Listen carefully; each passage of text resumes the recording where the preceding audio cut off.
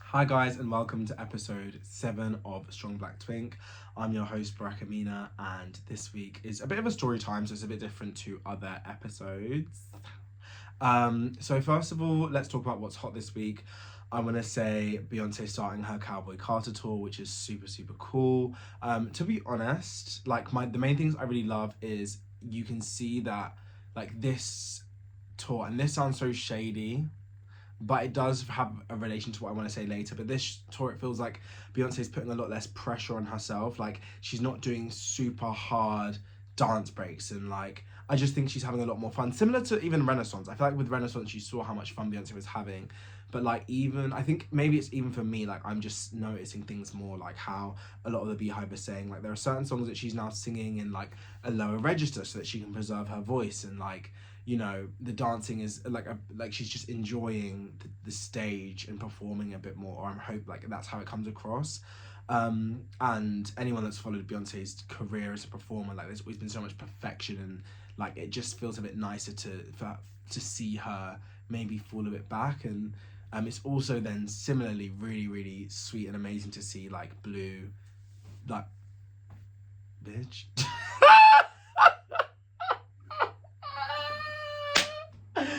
They said no gay rights. I'm not gonna fix that because I can't be fucked and I'm too tired, guys. Like I'm last week, no gay rights. Anyway, anyway, what was I saying? Blue Ivy, killing it, girl. Like, love that down. And also, I want to empty the clip at Beyonce haters, like especially when Cowboy Carter won Album of the Year, because I genuinely feel like a lot of Beyonce haters are not Beyonce listeners. Like a lot of Beyonce haters are like, Beyonce is great, but she's just overly praised. When has Beyonce ever won Album of the Year before this? When has she won? Not one time. Every other time that another artist won Album of the Year, do you feel like that person deserved it more than Beyonce? Every other time?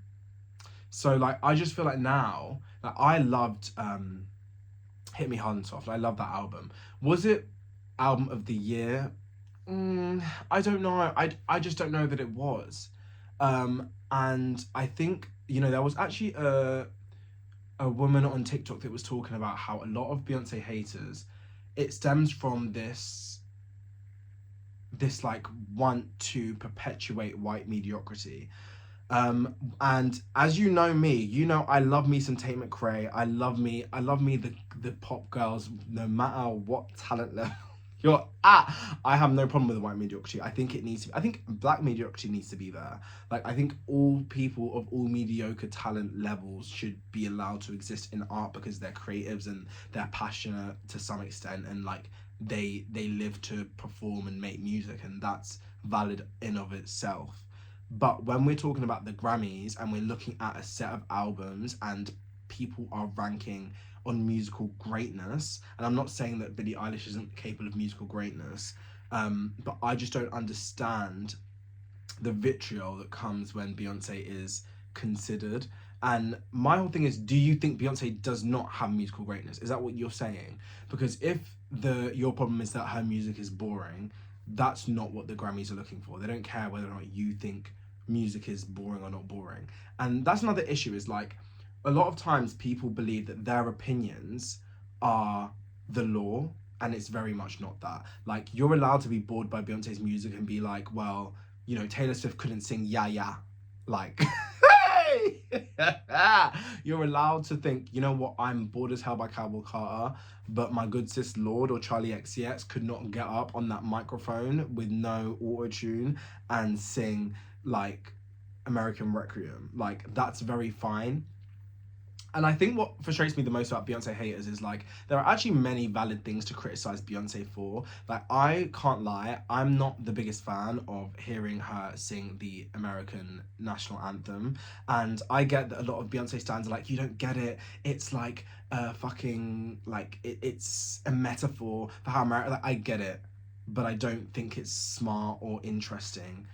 or even using like the American flag. I don't think that's a smart form of protest in 2025. In the 90s and like maybe 2008, you could have got away with that being like thought-provoking, but it's not thought-provoking to say I'm a black woman and I am holding the American flag and I'm singing like the national anthem. Fuck you, Donald Trump. Like, it's not interesting enough, especially when you're a billionaire and you profit off of like, you know, you work with companies like what, Adidas and stuff. Like, I just don't feel as though it's as thought-provoking and revolutionary as people are making it out to be. That's something which I feel like you could criticize Beyonce on, but in order for you to make that criticism, you have to listen to Beyonce. My whole thing is a lot of people that don't like Beyonce's album haven't listened to Beyonce, because whenever I ask someone who doesn't like Cowboy Carter, have you listened to it, they say, oh, I listened to a few songs. Okay, so what the fuck are we doing here? One thing about me, if I'm gonna talk shit about fucking Ed Sheeran or Taylor Swift or Tame Impala or Kerry Hilson, I'm gonna listen to that project from the start to the finish. I can tell you specifically what song was the problem and why, and for what reason, and for why in their canon of work it doesn't work for me, and for why within that genre it's not interesting to me. But you can just tell me you think Beyonce's overrated and boring. Like, that's just not interesting criticism that is gonna like garner you any type of respect or response from me.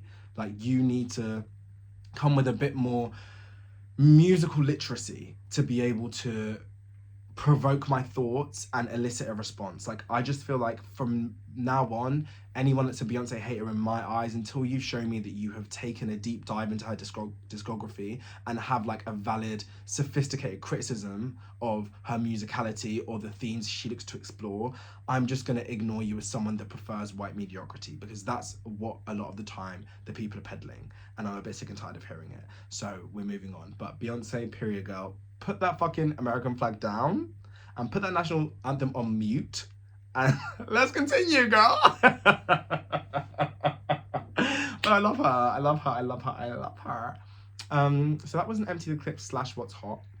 Now, today is a bit of a story time, although I don't really know if it's a story time or just yap sess, which, I mean, all of these are yap sessions and story times. So the title of today's episode is I Have Written 100 Songs, and the reason I chose it for this week was because I have been making music a lot more in these past couple of weeks than I have been in the past couple of months. I think that it's really hard when you have, first of all, when you have a 9-to-5 job that doesn't include making music is already a hard thing to fit in. But on top of that, going to the gym, having a social life, seeing my family, I also do rugby, and then like all the other like small little projects that I'm trying to do on the side. I'm sure if you guys are following my Instagram page or this this podcast Instagram page, you will have seen that I'm on TV as well. So like organizing stuff for that. Like, I just think that has meant there has been no time in the past couple of months to really knuckle down and like just get and stay in the studio. Like, it's been so far and few between. And for me, I'm someone that I think I need to be in a flow. When I leave the studio or when I leave creating or writing music for more than like 2 weeks, I've either lost my passion for that specific project, or I have then created another 5 different ideas, because I'm always creating.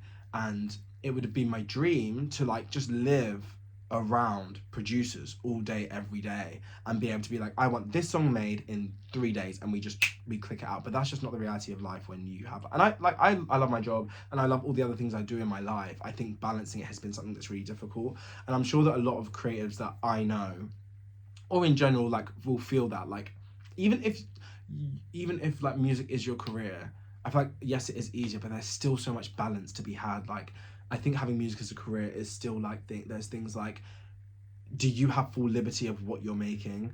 Do you have to also make music for other people as well as your own personal projects? Like, I know that with music, like, a big part of it is like, well, where are you getting your money from? Is where you're getting your money from where your passion resides? So all of those different things, like, it's not like there's ever really a perfect answer unless you're a fully funded independent artist working with like a great amount of resources. It's really difficult to like have the musical career that you want. So anyway, in my perspective, in my case, I think that what has happened as a result of that is I haven't really had a proper time to think about like what I want out of music, because I've always just taken it as I love writing music. Like anyone that knows me from school knows I was writing songs. Like even in primary school, I used to have like no friends. I used to walk around like the playground in school just like singing to myself, because I was like that I don't need fucking friends. I just need to get on a stage one day. um and like I've just always loved writing. It's always been a very personal thing to me. Like I've never thought like I can't wait to release this and it gets 100 streams, or like the fact that I'm saying 100 streams, you see, I like those numbers. I just don't care. Like I think I've always just been passionate about writing, because to me that's journaling, and it's a way. It's always been a way to like navigate my emotions. I don't think I'm very good at like being an emotional person in the moment, but like when it comes, give me like a piano keyboard or a guitar and a pen, and bitch, I will tell you everything that's gone on like in the day or in the month or in my life. Um, so it's been a really great sounding board for like all of my big decisions and like difficult feelings and processes and all that stuff, right? Um, and it's only been like in this last year when I've really thought, okay, well, like Baraka, we need to have a bit more intention here. Like, yes, it's all good and well that you have all these songs that make you feel good and warm and fuzzy inside, but if there's this potential that you're not tapping into, like, who knows what you could get from this? Who knows where this could take you? And I don't necessarily say like I think that this year has granted me so many great opportunities to meet new people and like spread my wings in different ways that I wouldn't have even thought about, and I think be a bit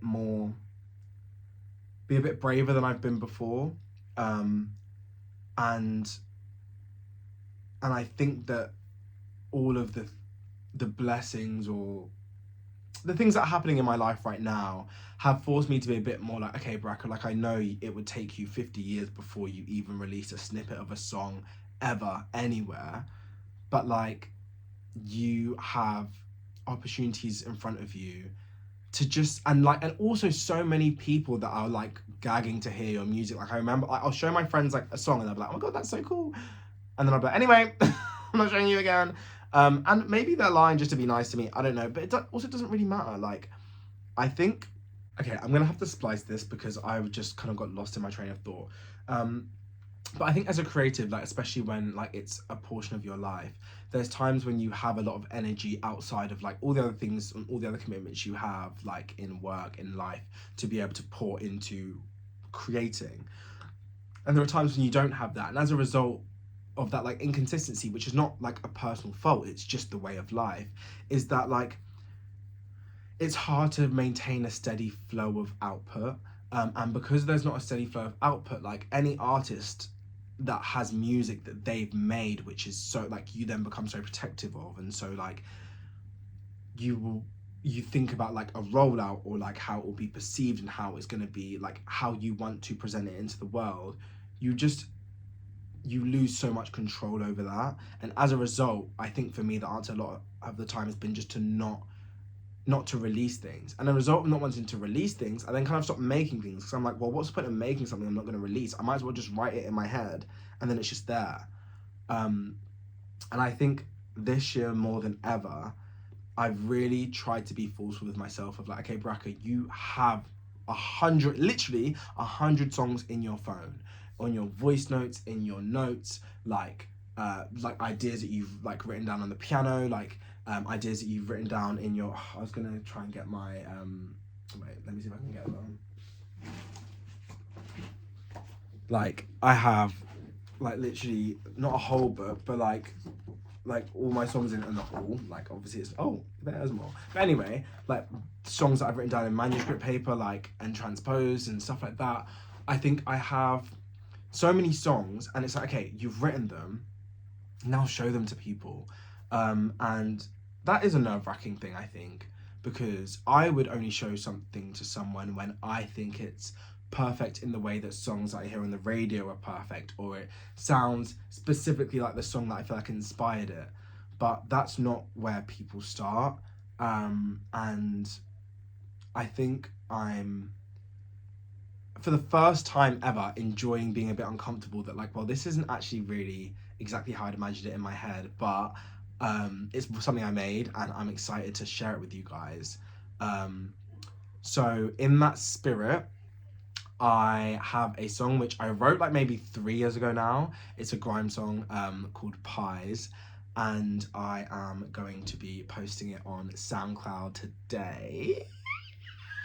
I recorded it maybe like a couple of months ago, to be honest. Like, it's again a very old song, and then yeah, I have some other stuff in the pipeline. And I also think another thing, like, with me and probably a lot of creators, is like this whole thing of like working in silence. Like, no one could know your next move. Like, bitch, shut up. Like, you're not Barack Obama.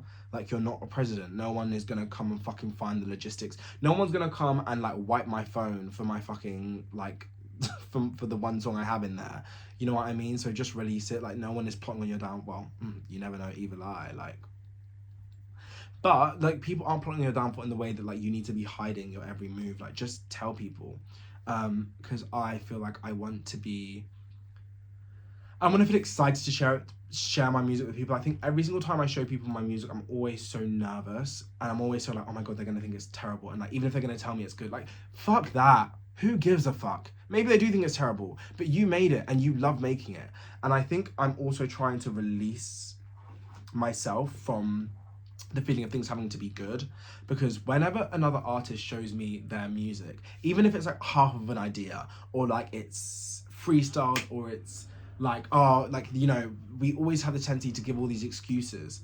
Like, I was talking to one of my friends, a producer, Omar, today, and he was saying how like music is just the result of human behavior, or something along those lines. I don't think I said the quote perfectly, but I thought that was such a perfect way to explain it. Like, for me, I genuinely feel like the older I get, the more I feel like I was literally, like, my sense of fulfillment on this world only comes from making music. Like, there are so many things that make me happy. There are so many friends and like my job and like the gym and this and that and the other that make me happy or bring me blessings, and like I'm so grateful for.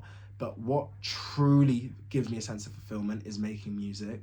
And so who gives a fuck if it's good? Like, okay, I would love it to be good, and I would love it to be like, to always get better at it. But I think releasing myself from this idea that like it has to be my idea of perfection, because I think I always have a very high expectation, like it needs to get a Grammy on its first release and like all this bullshit. Like, fuck that. Put it out, take the criticism and understand, okay, you can do better here. Like, I remember this song I showed to one of my friends, and he was like, you need to change the flow in the second verse. Real. Next rap song I write, I need to make sure the flows are changing. I need to be like Nicki Minaj, 5 flow queen. But like, who gives a fuck? Just put the music out. So in the spirit of what I'm saying today, of like, you can make and make and make and make and make and make and make, and like, I think I'm very much the tortured poet of like, I make all this shit and I have so many ideas in my head, but I just can't show them to anyone because I'm just like, fuck off, just fucking put it out. So this is my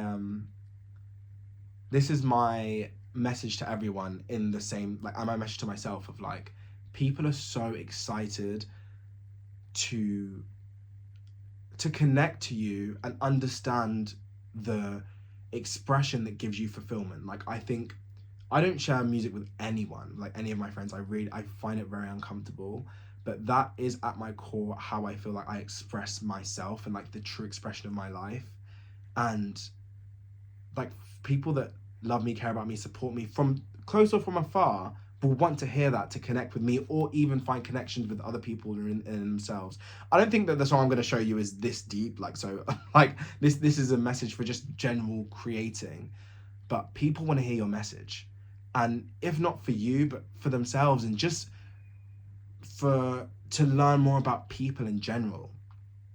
So yeah, that is all. I don't want to make this too super long because I don't have much more to say, but I hope that this resonates with other creatives. I feel like I've been waffling, but I think we all do this. So, you know, when you're sending your friend a voice note and you'll be like, I don't know if any of that made sense, and it's like a perfectly coherent thought. this might be a bit different to that, but like I'm hoping that what I'm saying makes sense, in that your art or what you create or what you're passionate about doesn't have to be picture perfect, because anyone that wants to receive it wants to receive it to understand you and to understand humans and to connect and to find connection. And finding connection does not require perfection. Oh, that's a bar. Finding connection does not require perfection. Oh my god, I'm such an artist. Anyway, that's all. Take care, love you loads. Stream my song on SoundCloud, and see you guys next week. Bye.